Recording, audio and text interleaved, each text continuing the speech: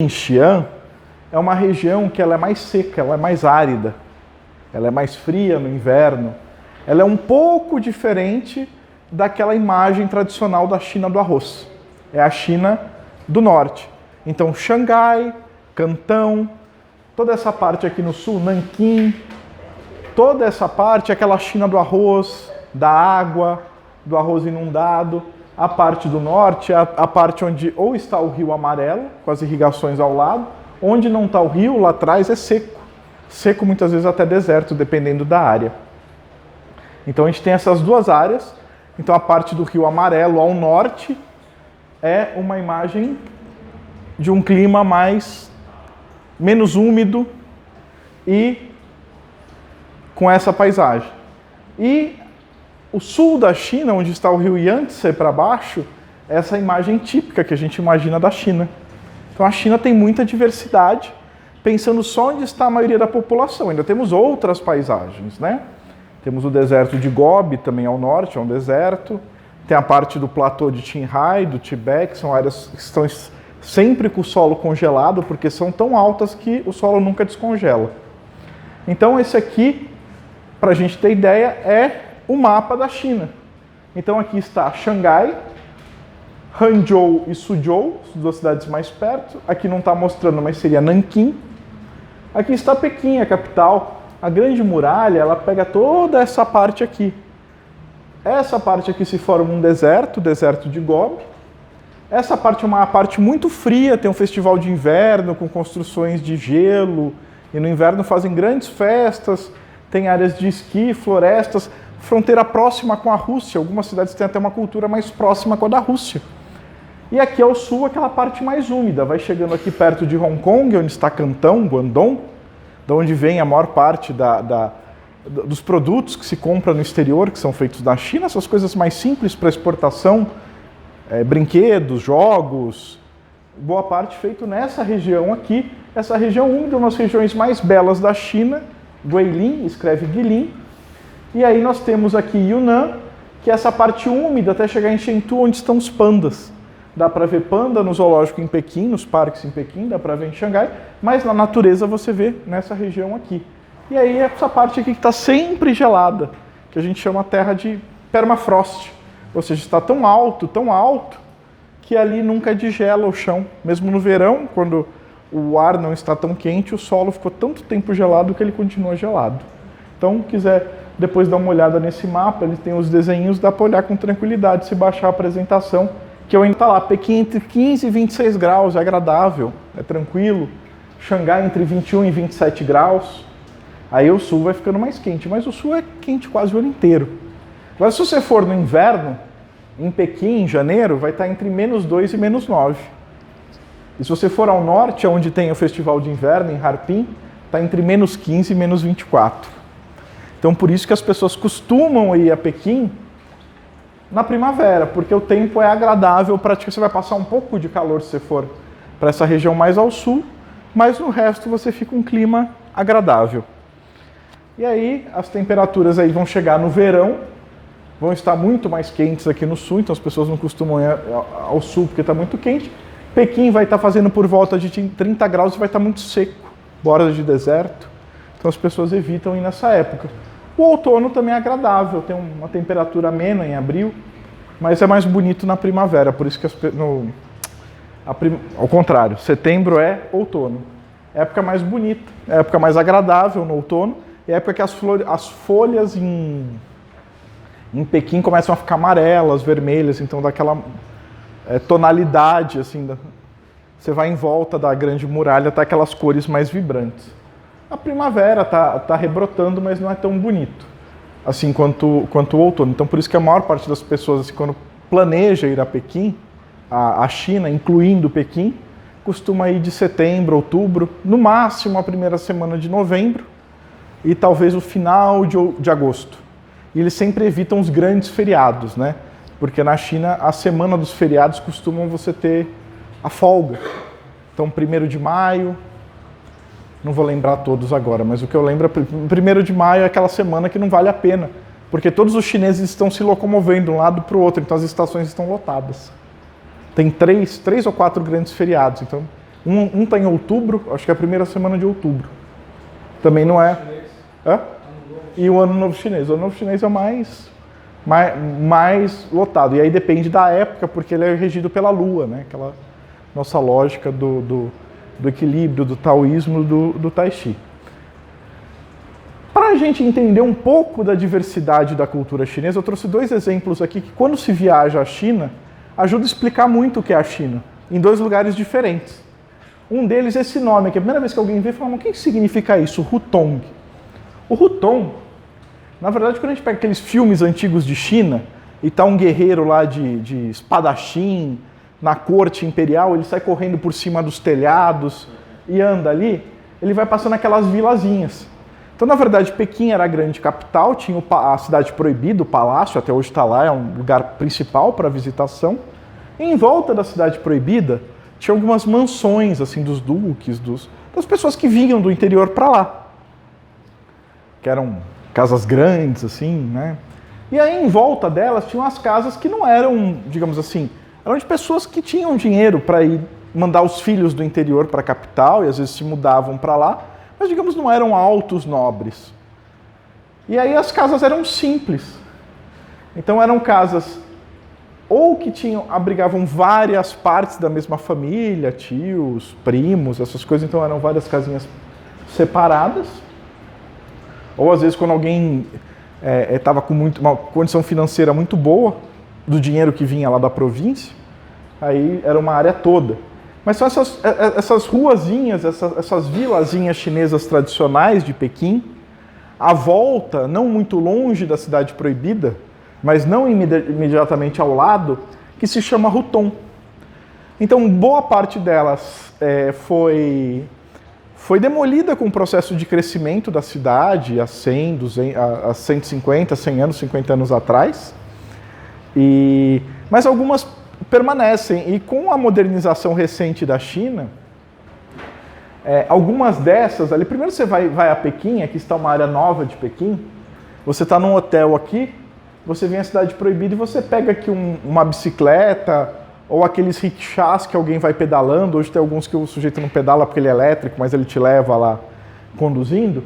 Ele passa por um passeio, porque você vai ver naquelas lojinhas tradicionais, as casas de chá, os modos de vida tradicionais. Ficaram algumas dessas famílias, alguns senhores, algumas senhoras antigos que moram lá, e boa parte, alguns estão se tornando pousadas turísticas. Então isso aqui tudo são feitos quartos típicos chineses, com aquelas coisas. Então são pousadas que alguns são casas de chá, são casas, bares para turistas, mesmo para diversão na cidade.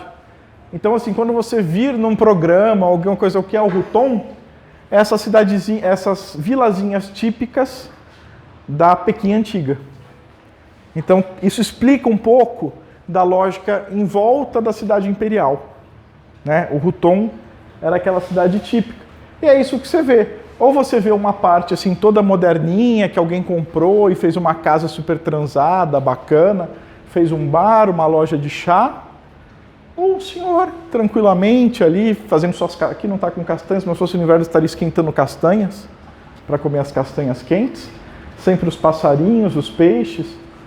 Aqueles desenhos típicos de Ano Novo chinês, o recorte, a arte de corte de papel, que você nunca tira a tesoura. Você faz todo um desenho daquele só, e está ali as pessoas fazendo isso. O uso da bicicleta, dos triciclos, hoje muito deles com aquela tecnologia do motorzinho auxiliar, que você pedala e que o motor elétrico te ajuda um pouco a ir um pouco mais adiante, né? Então esse é o Hutong, que ele está num processo de rejuvenescimento. Onde está o Hutong? No norte da China, principalmente em Pequim. Agora, representando a região próxima a Xangai, Xangai está no centro, está ao sul de Pequim, mas está ali no meio, né? Então Pequim, pegando isso aqui, o mapa da China, Pequim ao norte, aqui o sul, Xangai meio que no meio, né? Perto de onde o rio Yangtze vem descendo. A região de Xangai, Shan significa acima, Hai significa mar. Eu sempre brinco com os maranhenses, quando vão a Xangai, estão indo para Ribamar, né? Acima do mar. E, curiosamente, uma das poucas igrejas que tem na cidade é de São José. Bom, então basicamente a São José de Xangai, né? Se fosse em português, São José de Ribamar, né? Mas isso mostra que aquela região é muito baixa, é perto do delta, né? Então, em volta de Xangai. Xangai não é uma região muito turística, o que você tem são os prédios mais modernos, tem essa parte assim da modernidade, mas como ela está ali num delta, meio pantanoso, parte de um porto, antigamente ela não era uma cidade muito importante. Mas perto de Xangai, 50 quilômetros para um lado, 50 para o outro, 60 para o outro, você tem 3 cidades que eram muito importantes na antiguidade e que são muito belas de visitar, que é Suzhou, esse Zhou escreve com ZH, né, Su, S-U, esse som aqui, o ZH em chinês, é um som de Zh, né, então seria Suzhou e Hangzhou. E Nanjing, que seria Nanquim em português, como a gente chama o nome da cidade, né? Essas 3 cidades estão ali à volta. E entre Xangai e essas 3 cidades, você tem várias cidadezinhas que eram vilas de pescadores, onde você ia pescar no rio ou no mar, voltava com o barco ou ia colher arroz nos campos de arroz inundado, naquele delta do rio, e aí voltava navegando, trazendo arroz para ficar na sua cidade, para secar o peixe, para vender o peixe, para secar o chá, uma produção de chá muito grande, perto de Hangzhou, um dos chás mais famosos do mundo. E aí tinha essas vilazinhas. Muitas delas foram se acabando com a modernidade, chegada dos trens, dos carros, mas algumas continuam existindo. Elas são chamadas em chinês de Shuixian, são cidades da água, water towns, como você procurar em inglês no Google, China Water Towns, vai aparecer esse tipo de cidade. A maior parte delas hoje está tombada, algumas são patrimônios da Unesco. E tem aquele ar, como a gente tem em Pirenópolis, Paraty, de preservar a arquitetura, fazer casas de chá, fazer pousadas. Aqui são todas pousadas que foram feitas aqui. A maior parte dessas cidades hoje vive mais do turismo, que são pequenininhas, vivem mais do turismo do que da própria vida econômica que tinham antes. Então são representativas dessa região do rio Yangtze, do sul, do centro da China, do leste, em oposição aos Hutong, que estão lá no norte, em Pequim. E o que comem os chineses? No norte eles comem trigo, comem macarrão, né? No sul comem arroz. A carne típica da China é porco, muito porco. O chinês come tanto porco que faz com que o porco seja a carne mais consumida no mundo. Mesmo que a maior parte dos países árabes não consome. Consomem também o frango, né? Os pés de galinha do Brasil a gente exporta quase todos para a China. E tem as cozinhas regionais. A cozinha de Sichuan, onde estão lá os pandas, aquela parte que a gente mostrou aqui, mais para dentro da China, nas florestas de bambu, é a cozinha de Sichuan, onde é famosa as pimentas. Nossa, e a cozinha chinesa que eu como aqui no Brasil, nos Estados Unidos, na Europa? Na verdade, ela é uma cozinha chinesa dessa região aqui. Essa região aqui onde está Hong Kong, desse lado, e o Cantão aqui, Guangdong. Então, é só a comida dessa região que a gente, no fundo, conhece alguma coisa. Então, o rolinho primavera, você só acha aqui. Você chega em Pequim querendo comer um rolinho primavera, você vai no China Box. Não tem rolinho primavera. Mas a comida é muito diversificada. Aqui eu prefiro, o que eu gosto mais da China é essa aqui. É a comida dos muçulmanos da China. 6% da população da China são muçulmanos. Boa parte dessa região aqui ao norte da China, que são muçulmanos que têm cara e jeito de chinês, só tem aquele chapeuzinho. E os do extremo aqui, que tem uma cara um pouco mais misturada entre os chineses e os povos da Ásia Central, que é a região de Xinjiang. Então sempre tem um espetinho de carneiro, um espetinho de boi, alho, aquele pão sírio. É o tipo da comida que eu vejo ali, passo e que eu entro para comer na China. E outra coisa típica da cultura da China é o chá. O que é o chá? É engraçado, a palavra chá, que a gente tem na língua portuguesa, os portugueses ouviram quando chegaram à China. Viram o chinês pegando essa planta aqui, colhendo as folhas, colocando na água quente e tomaram. E perguntaram para o chinês o que é isso, o chinês falou chá. Isso é uma palavra em chinesa, chá. Aí o português virou chá, virou chá em português. Mas só é chá, o nome chá, é esta planta aqui, Camellia sinensis. Todas as outras plantas, o chinês, que inventou a palavra chá e que tomava chá, não chamava de chá. Né? E a gente criou uma confusão em português, porque qualquer infusão de qualquer planta vira chá. Vou fazer um chá de camomila. É igual fazer um guaraná de Coca-Cola. Guaraná é uma planta. Você não faz guaraná de qualquer coisa, você faz guaraná com guaraná. E chá. Então por isso que muitas vezes você compra lá um negócio em inglês ou em espanhol, não está escrito chá de camomila, está escrito infusion, infusion. Porque eles deixam a palavra chá só porque é chá. E o que é chá? O chá é essa planta Camellia sinensis, que é originária da China, que os ingleses depois levaram para a Índia e passaram a produzir na Índia para consumo na Inglaterra. A Inglaterra virou um país que consome muito chá. Só que na China eles apreciam o chá colhido e seco, sem muita estratégia de conservação. E a esse tipo de chá em chinês, e também como a gente traduz em português, chama-se o chá verde. É o que preserva as características da planta e da folha. É o mais próximo do sabor dela aqui. Se você colher quando ela está florando, você quer a flor da Camellia sinensis, que é a planta do chá, nós damos o nome de chá branco. Se você deixar ela começar a fermentar, a gente dá o nome de chá oolong. Oolong. E se você fermentar muito, em chinês dá o que eles chamam de chá vermelho, ou que a gente traduziu como chá preto. É aquele bem escuro, porque ele fermentou e ele está escuro. E por que se fermentava? Para transportar, porque a China, crescendo aqui no mapa, lá atrás comercializava com os povos distantes, com a Mongólia, com o que hoje é o norte, a parte da Rússia, com o Tibete. E aí algo que fosse bom para transportar e que não estragasse era o chá preto, que está fermentado. E aí como é que os chineses se socializam? Na casa de chá.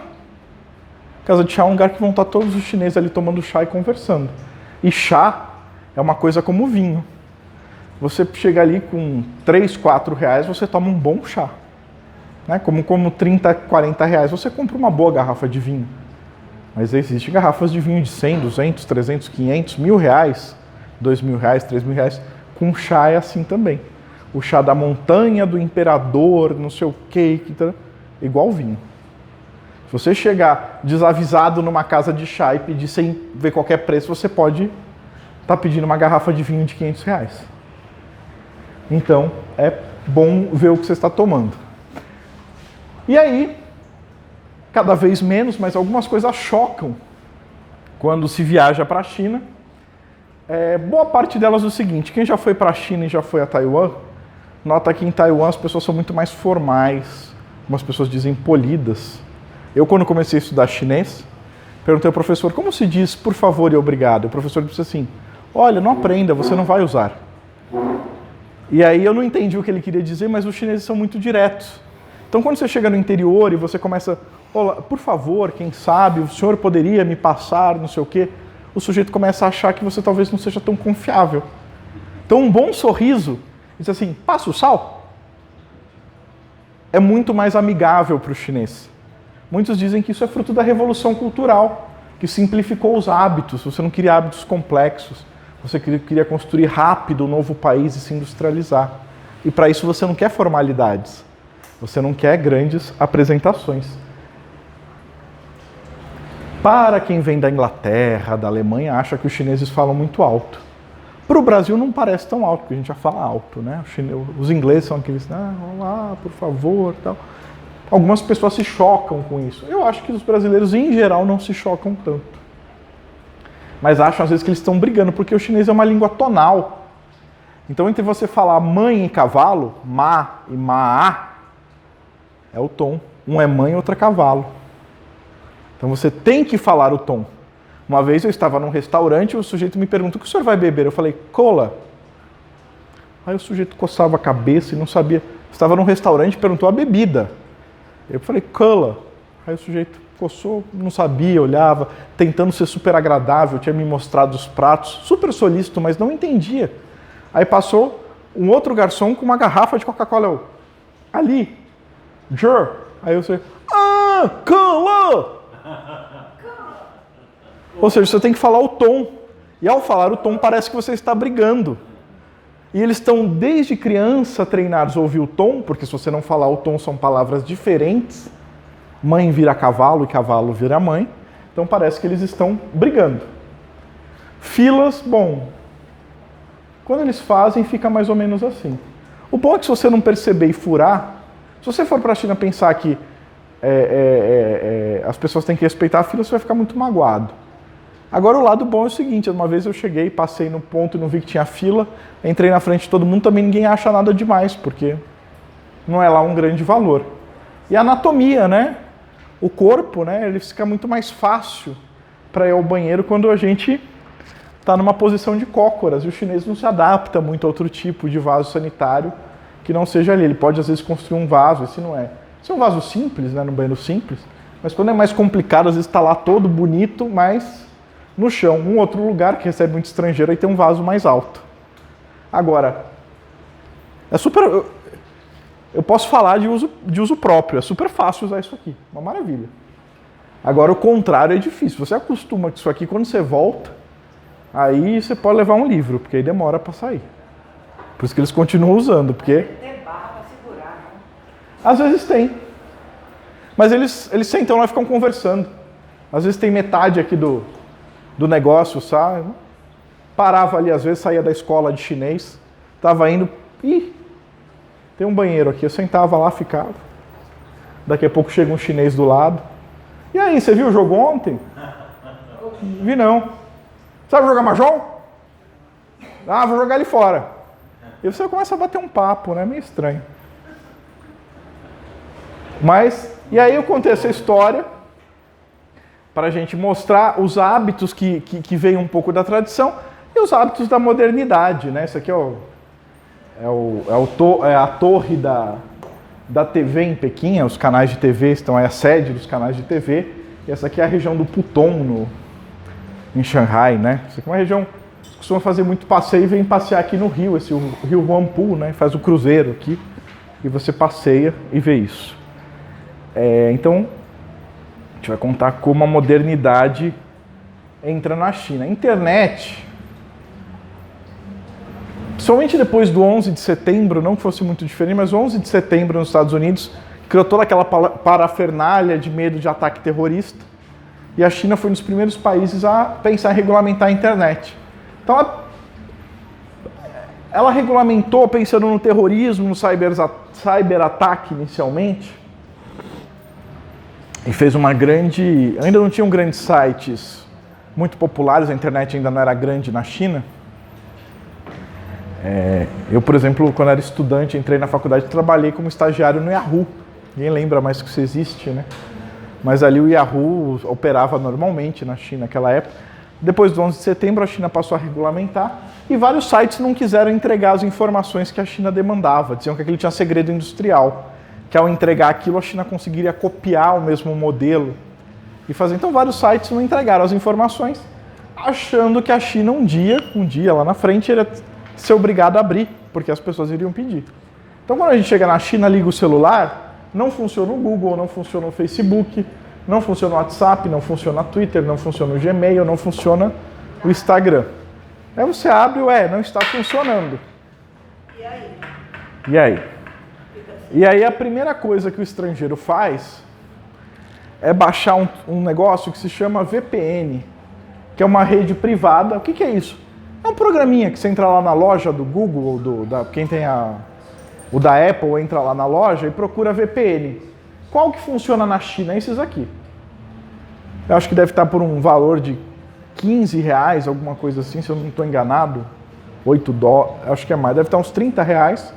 Você baixa um programa desse, tem uma versão gratuita. Alguns têm limitação de dia de uso.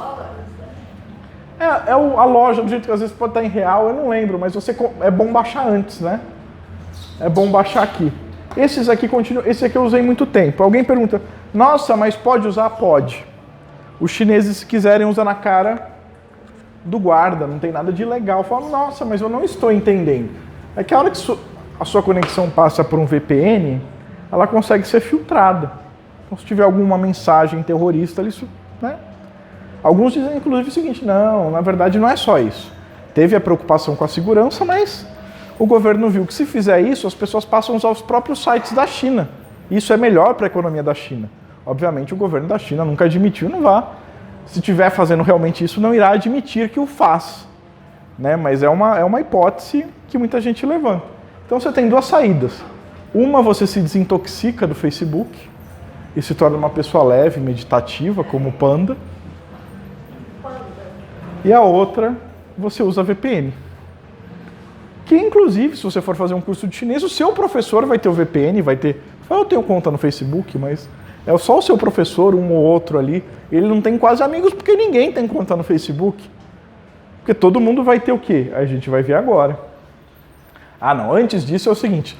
Todo mundo pergunta, poxa, mas chega lá, funciona a internet? Bom, tem gente que tem pacote internacional, está ficando cada vez mais barato, mas muitas operadoras não dão.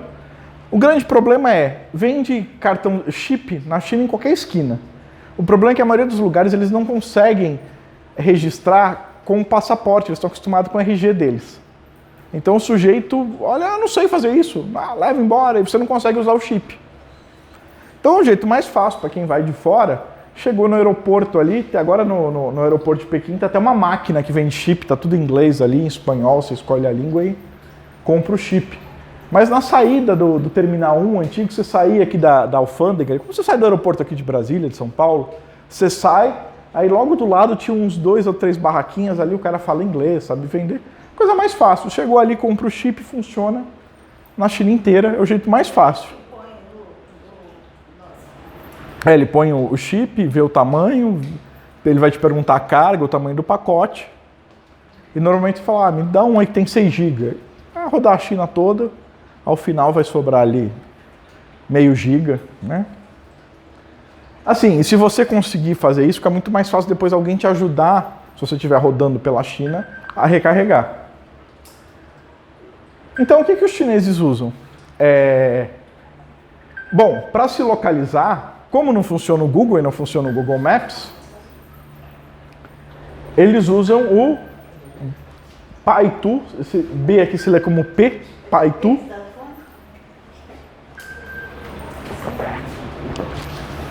Eles usam o Baidu para as buscas. Funciona bem aqui também. Às vezes quando eu não encontro alguma coisa no Google, eu vou lá e entro nele. Baidu.com ou lá na China, baidu.com.cn. Você entra lá, às vezes buscando em português, tem coisas que eu não acho no Google, eu acho nele. Ele tem uma outra ferramenta de busca, mas ele é bom. O Baidu também tem os mapas, então você tem os mapas, ele tem pouca coisa em inglês, a maioria está em chinês, mas às vezes te ajuda. Você tem um Google Maps ali que já vem, você põe esse junto, você olha um com o outro, você consegue, né? É bom sempre ter o nome do hotel que você está ficando em chinês, né? Imprimir da internet, eu pedi para alguém anotar no hotel, porque fica mais fácil, porque as pessoas não estão acostumadas a ver o nome escrito em inglês. Elas sabem ler a letra, mas elas não conhecem o nome daquele lugar, muitas vezes escrito com esse tipo de letra. Então, é bom pedir para alguém.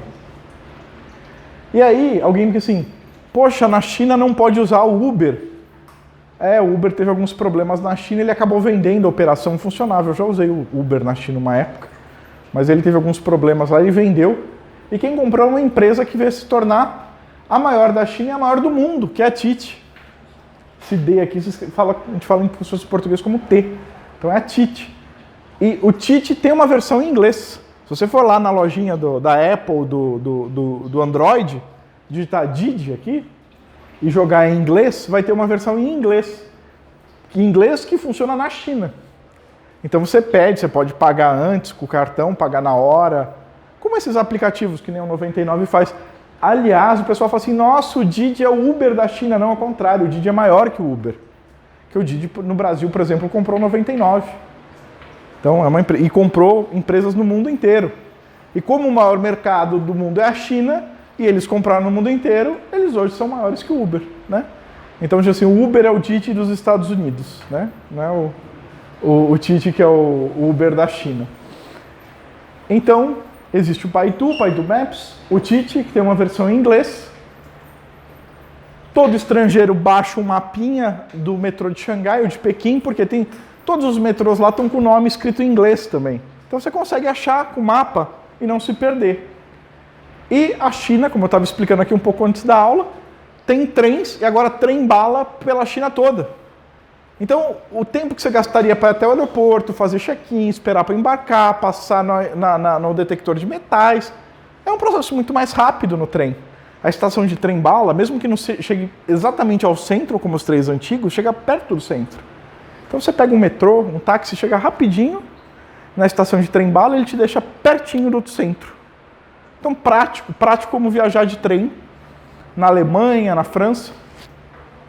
E aí o trem-bala, assim, poxa, mas eu queria saber, eu vou viajar para a China, eu quero saber aonde que tem as passagens. Bom, esse site aqui, que só tinha em chinês lá atrás, Ctrip, se tornou uma empresa mundial, hoje é uma das líderes do mundo, chama-se Trip.com. É o site mais usado dos chineses para comprar passagem, marcar hotel. O Booking funciona bem na China, né? Dá para reservar pelo Booking. Mas tem muito mais hotéis aqui no Trip.com. E tem, além das passagens de avião, você consegue ver todas as passagens de trem. Então você consegue comparar quanto que sai para ir de trem, para ir de Pequim a Xangai, e quanto que sai de avião. E você consegue ver nos dias, porque ele junta tudo ali. E outra coisa que o chinês usa muito, antes eu tinha muita dificuldade de explicar, agora é super fácil. Hoje todo mundo conhece a bicicleta amarela da Yellow que você deixa em qualquer lugar. Há 2 anos atrás, já tinha atingido o pico, já estava diminuindo. Isso aqui pegou uma febre na China em 2013. Aliás, 2014. 2014 começou a febre das bicicletas compartilhadas na China sem estação. Isso que a gente conhece como a da Yellow. Aí você chegava aqui na porta, tinha uma montanha de bicicleta, de tanto que espalharam dela. E aí eu tinha dificuldade para explicar como é que funcionava hoje na China. Hoje é fácil. É igual a da Yellow, só que tem um monte. Mas também de uns 2, 3 anos para cá passaram a diminuir, porque as prefeituras só, não dá para ter tanto assim, né? Vê só o que as pessoas usam, dá uma retirada, então. Mas as 2 grandes maiores operadoras do mundo são da China, que é a Ofo e a Mobike. E elas que criaram esse sistema que a Yellow licenciou dos chineses, que é o sistema que você pode deixar a bicicleta, não precisa ter uma estação, então fica fácil. O chinês faz muito isso. Ele pega a bicicleta, dessas que você paga 50 centavos por 15 minutos na porta de casa, vai até o metrô, deixa no metrô, trava ela, ou seja, deixa de pagar e vai de metrô para o centro.